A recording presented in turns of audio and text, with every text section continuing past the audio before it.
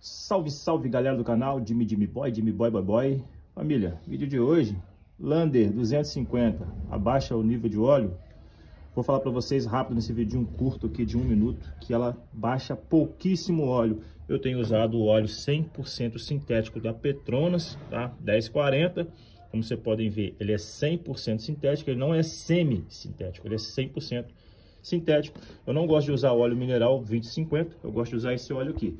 E cada troca de óleo que é feita na Lander, se você não trocar o filtro, 1.350 ml de óleo. Se você for trocar o filtro, 1.450, se eu não me engano. Então, dessa vez eu troquei apenas o óleo, não troquei o filtro de óleo e troquei com 5.000 km rodados.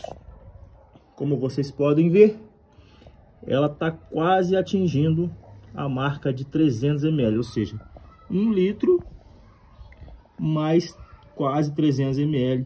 Baixou pouquíssimo óleo.